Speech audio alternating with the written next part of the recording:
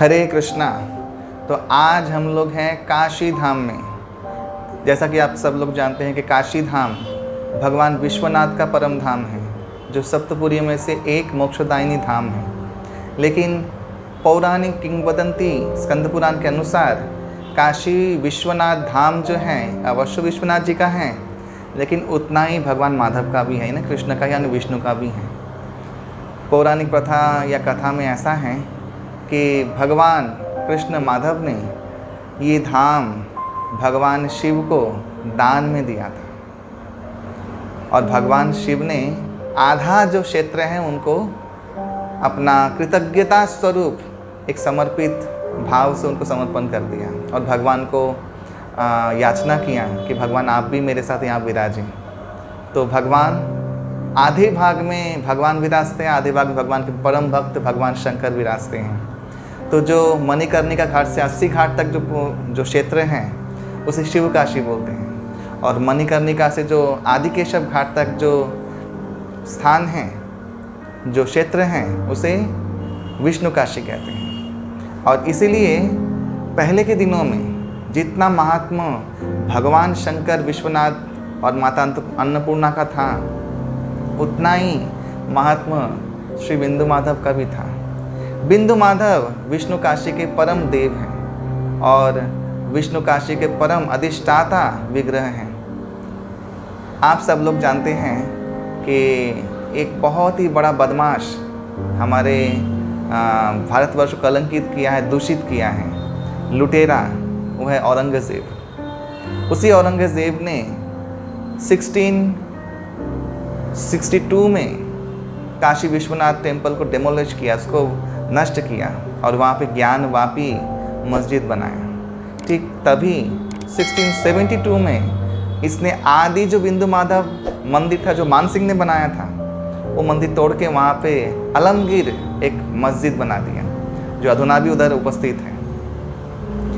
तो इससे हम समझ सकते हैं कि दोनों स्थान कितने महत्वपूर्ण थे समस्त वैष्णव शैवों के लिए। ये शैव वैष्णवों का धाम है, ये वाराणसी, ये काशी धाम। तो आज भी अद्यपि वो अलमगीर टेम्पल में पुरानी जितनी भी दीवारें हैं वो वहाँ पे उपस्थित हैं। वो ये हम लोग इससे जान सकते हैं कि ये यहाँ पे मंदिर था। तो भगवान हमारे जितने भी गवर्नमेंट ऑफिसर्स हैं, जितने भी गवर्नमेंट के उपरयुक्त लोग हैं, जितने भी बड़े बड़े अधिकारी हैं, उनको सद्बुद्धि दे। और जैसे कि ज्ञानवापी मस्जिद से छोड़ के अभी विश्वनाथ जी का परिसर में उसका प्रवेश होने वाला है, और अयोध्या धाम मुक्त हो चुका है इन पापियों से, ठीक है, वैसे ये आलमगीर मस्जिद से भी बिंदु माधव क्षेत्र का मुक्ति मिले। तो बिंदु माधव यानी विष्णु काशी, अग्नि बिंदु ऋषि जिन्होंने मुक्तिनाथ में तपस्या किया था भगवान का, भगवान प्रकट होकर वहाँ पे उनको दर्शन दिए और विशालकाय शालिग्राम दिए, और अपने स्वरूप को कहा कि आप विष्णु काशी में जाकर प्रतिष्ठा करो। और अग्नि बिंदु ने उनका बहुत सुंदर विग्रह बना के शालिग्राम से उनका प्रतिष्ठा किया इन विष्णु काशी बिंदु माधव पंचगंगा घाट के किनारे। आप जब दर्शन करेंगे आप देखेंगे कि भगवान सुदर्शन अपना शंख और अपना कौमुदिका जो गदा है और लोटस लेके माधव रूप में दर्शन दे रहे हैं, और बहुत बड़ा शालिग्राम भी वहाँ पे अर्चा विग्रह के रूप में उपस्थित हैं। बहुत ही सुंदर पावन दर्शन जो अभी आप करने वाले हैं, और इस तीर्थ के किनारे वे विराज कर रहे हैं, जिस तीर्थ में स्वयं श्री स्वामी रामानंद दास जी विराज करते थे, श्री तैलंगनाथ स्वामी जी विराज करते थे, और परम वैष्णव श्री तुलसीदास जी विराज करते थे। उसी तट पे, उसी तीर्थ में आज भगवान बिंदु माधव विराज कर रहे हैं। कहते हैं कि 5 माधव विग्रह बहुत बहुत वरदायिनी, मंगलदायिनी और समस्त पापों से मुक्त करके मोक्ष देने वाले विग्रह हैं। काशी के बिंदु माधव या विष्णु काशी के बिंदु माधव, प्रयागराज के वेणी माधव, और तिरुवनंतपुरम के सुंदर माधव, और काकीनाडा के कुंती माधव, और रामेश्वरम के सेतु माधव। ये 5 माधव विग्रह आप सभी भक्तगणों को उजाड़ करके प्रेम संपत्ति देने वाले विग्रह हैं। आप जानते हैं, जितने वैष्णवगण हैं, गौड़ी वैष्णवगण हैं, सभी लोग जानते हैं कि स्वयं भगवान महाप्रभु ये बिंदु माधव में आके नृत्य कीर्तन करते थे और बेहोश होकर भगवान का नाम लेके वहाँ पे गिर जाते थे। भगवान का चरण कण वहाँ पे उपस्थित है। समस्त वैष्णव पार्षद लोग, स्पेशली काशी मिश्र, चंद्रशेखर आचार्य और सनातन गोस्वामी महाप्रभु के साथ इसी घाट में बहुत बहुत लीला किए हैं। और इसलिए गौरी वैष्णवों के लिए बिंदु माधव धाम अत्याधिक मनोहारी आकर्षणीय धाम है। और मैं तो सभी वैष्णव को कहूँगा कि आप सब लोग अवश्य बिंदु माधव विजिट कीजिए, अवश्य ही भगवान विश्वनाथ और माता भगवती अन्नपूर्णा का दर्शन कीजिए। और काशी में एक और प्रिसाइडिंग डेटी हैं, वो हैं श्री काल भैरव। और आप जब काशी में आएंगे तो संकट मोचन हनुमान मंदिर, जहाँ पे हनुमान जी ने तुलसीदास जी को दर्शन दिया था और राम जी का पता बताया था, चित्रकूट में जाने के लिए आदेश दिया था। तो ये सारी घटनाएं, सब लीलाएं यहाँ पे हुई हैं। बहुत बहुत भाग्य होने के बाद लोग कोई काशी में कदम रख पाता है। और काशी भी एक धामों में से एक है, मोक्षदायिनी है। और कल्प में जब कल्प अंत होता है तब ये धाम प्रलय को प्राप्त नहीं होता। इसी धाम में भगवान विश्वनाथ जी सबको मोक्ष देते हैं मृत्यु काल में 3 बार राम राम राम बोलकर।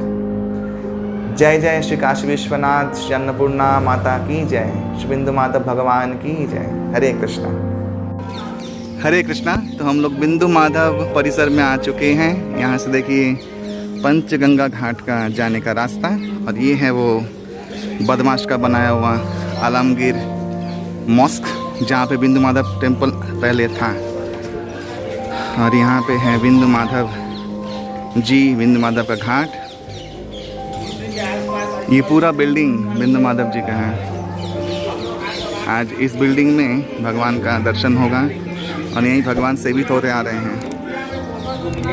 और जो भजन है जो स्वेच्छा से गाएगा उसी में करना, प्रोग्राम पे पैसा ये श्री बिंदु माधव मंदिर प्रवेश कर चुके हैं हम लोग।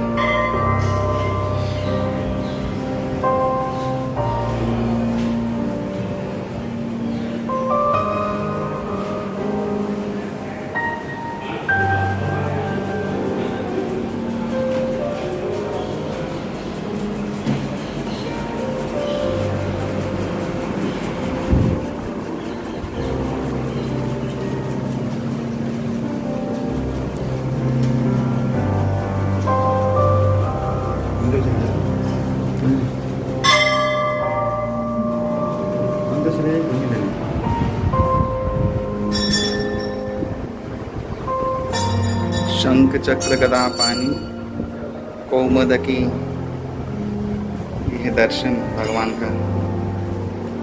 ये है वो शालिग्राम, बड़ा सा शालिग्राम।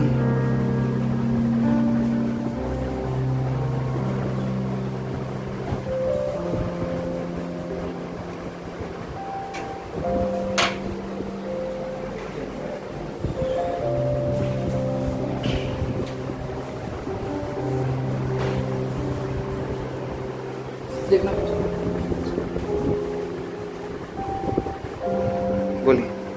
ये बिंदु माधव क्षेत्रपाल देवता। अगली बिंदु ऋषि ने गंडकी नदी नेपाल मुक्ति धाम में भगवान विष्णु की आराधना तपस्या करके ये विग्रह प्राप्त किया, संपूर्ण शालिग्राम विग्रह। ये नरसिंह शालिग्राम, लक्ष्मी नरसिंह यहाँ ला करके स्थापना किया। ये पूर्व में वो मास्क है बगल में, वहाँ पर स्थापना किया था। उसको औरंगजेब ने 1669 को पूरा मंदिर तोड़ दिया सब पूरा। उसके बाद महाराष्ट्र के शिवाजी महाराज ने उसको यहाँ पर फिर से स्थापित किया, ये मंदिर बनाया 1669 से 72 में। ये बिंदु माधव क्षेत्रपाल देवता है। ये काशी में बिंदु माधव है, प्रयाग वेणी माधव, रामेश्वर सेतु माधव, इच्छापुर आंध्रा में कुंती माधव, श्रीरंगम मंदिर में सुंदर माधव। ऐसा पंच माधव पूरा भारतवर्ष में स्थापना है। काशी में बिंदु माधव क्षेत्रपाल, नीचे में पंचगंगा, गंगा यमुना सरस्वती केरनाथ तो पापा, इसको पंच नद तीर्थ बोलते हैं, पंचगंगा घाट। ये काशी में टोटल 80 घाट्स, 80 5 घाट मुख्य घाट जो स्नान दान तर्पण श्राद्ध कर्म करने के लिए लोग बाहर से आते हैं, करते हैं। 80 घाट, केदार घाट, दशाश्वमेध, मणिकर्णिका, पंचगंगा, लास्ट में आदिकेशव, उसमें वरुणा नदी मिला, इधर 80 में 80 नदी मिला, 80 वर्ण और मध्य, इसका नाम वाराणसी हो गया। पूर्व नाम आनंदवन, आनंदवने महाश्मशाने गौरी मुखे त्रिखंड कविराजिते आर्यावर्त देशे अभिमुक्त वाराणसी केंद्र, ये संकल्प है काशी का। महाभारत काल में इसका नाम काशी, काशीराज के नाम से काशी हो गया। मुगल काल में ये औरंगजेब ने इसका नाम बनारस कर दिया, इसलिए 4 नेम्स वाराणसी, आनंदवन, काशी, वाराणसी, बनारस। 3 देव मुख्य हैं यहाँ पर, इंदु माधव, काल भैरव, काशी विश्वेश्वर, 3 मुख्य देवता थे। विश्वेशम, माधवम, रुंडिम, दंडपाणी, भैरवम, वंदे काशी, गुहागंगा, भवानी, मणिकर्णिका, संपूर्ण काशी यात्रा शुरू। काशी के पति विश्वनाथ पहले श्री अन्नपूर्णा तथा बाबा भैरवनाथ मंगल करे कुंडी सभी सर्वदा, किंतु माधव दंडपाणी टुकड़ा सारा तुम्हारा हरो, वंदो श्री मणिकर्णिका सुंदरी कल्याण गंगा करे। ऐसा ही श्लोक है। ये बिंदु माधव आपके इस्कॉन के ये इष्ट देव हैं। चैतन्य चैत्रामृत में चैतन्य महाप्रभु ने सब उसका वर्णन बिंदु माधव का किया, आप लोगों ने पढ़ा होगा उसको। वो सभी लोग इस्कॉन के जितने यहाँ पर आते हैं, चैतन्य महाप्रभु स्वयं यहाँ पर आए हुए थे। यहाँ आकर के उन्होंने इनका भजन कीर्तन पूजन सब बहुत, जब भी यहाँ आए उन्होंने किया।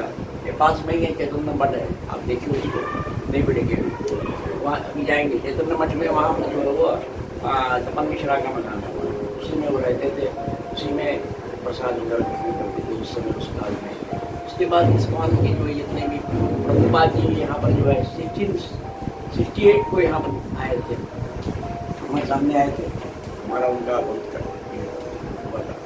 उसके बाद इस्कॉन के जितने भी लोग हैं सभी जगह ऑल ओवर इंडिया, बाहर से भी जितने भी लोग हैं सारे लोग यहाँ आते हैं इस्कॉन से। तो यही इसका महात्मा है। कार्तिक मास में इसका उत्सव होता है, शरद पूर्णिमा से कार्तिक पूर्णिमा तक इसका उत्सव होता है। सुबह में मंगला आरती होती है 3 बजे, 4 बजे मक्खन आरती होती है, भगवान को मक्खन लगाया जाता है पूरा शरीर में। फिर श्रीखंड आरती होती है, फिर श्रृंगार होते हैं। ऐसे एक महीने तक ये अनवरत चलता रहता है। 1 महीने के अंदर ही क्या देवोत्थानी एकादशी को भगवान जब चातुर्मास के बाद उठते हैं तो भगवान शेषशाही पर बैठते हैं। द्वादशी को तुलसी विवाह होता है तो भगवान घोड़े पर बैठते हैं। त्रयोदशी को झूले पर बैठते हैं। चतुर्दशी को भगवान विष्णु ने शंकर को ये काशी दान में दिया हुआ है, बुला करके यहाँ रख करके दान में दिया उनको। उनकी इच्छा थी आनंद मन में आकर रहने की, उनको दान दिया। तो इसलिए शिवस्य हृदयम विष्णु, विष्णुस्य हृदयम शिवम।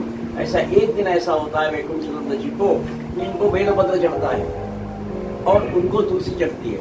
हरिहर भेंट, उसको हरिहर भेंट कहते हैं। आपके पुराण में है हरिहर भेंट, आधे में शिव आधे में विष्णु, ऐसा उनके हृदय में वास करते हैं। पूर्णिमा को ये इनका पंचामृत स्नान होता है, तो फिर सारे लोग पंचामृत स्नान कराते हैं स्वयं अपने हाथ से। उसके बाद शाम को अन्नकूट होता है और देव दीपावली का कार्यक्रम होता है। ऐसे नीचे देव दीपावली का कार्यक्रम भी होता है यहाँ पर। पहले इसी घाट में होता था, अब तो पूरे घाट में होता है। 80 घाट में पूरा देव दीपावली का कार्यक्रम होता है। देव दीपावली इसलिए मनाते हैं कि ऐसा कहा जाता है कि हमारे जो पितर हैं, पितृ, वो जो ऊपर आकाश में विचरण करते हैं, वो उनको 1 महीना छोड़ दिया जाता है, इसलिए कि वो विचरण करेंगे। और वो कामना करते हैं कि कोई ऐसा व्यक्ति हमारे परिवार में हो जो पंचगंगा घाट पर आकाश दीप लगाए और उसके रोशनी से हम वैकुंठ के धाम को रास्ता को मिल जाए तो हम वैकुंठ चले जाएंगे। क्योंकि वैकुंठ 1 महीने के लिए भगवान वैकुंठ अपना द्वार खोल के रखते हैं, जिसको माना वो आ सकता है। ऐसा काशी का पूरा इतिहास है। जय हरे कृष्ण। आपका नाम? हमारा नाम मुरलीधर गणेश पटवर्धन। हम महाराष्ट्र से हैं, रत्नागिरी महाराष्ट्र से हैं।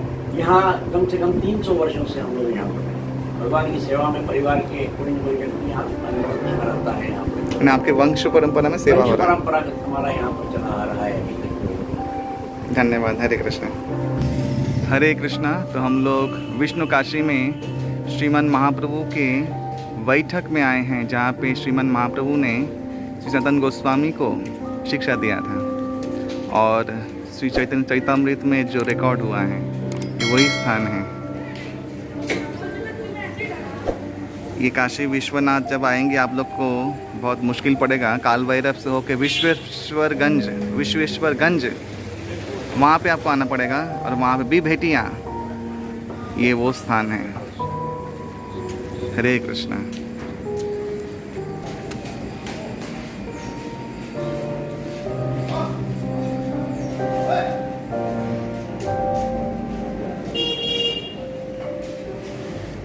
यहाँ पे श्री चैतन्य महाप्रभु का षडभुज रूप दर्शन हो रहा है।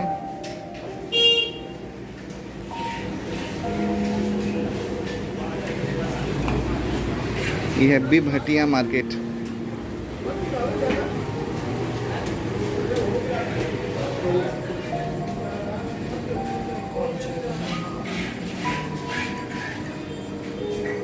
ये है श्रीला श्रीपाद सनातन गोस्वामी।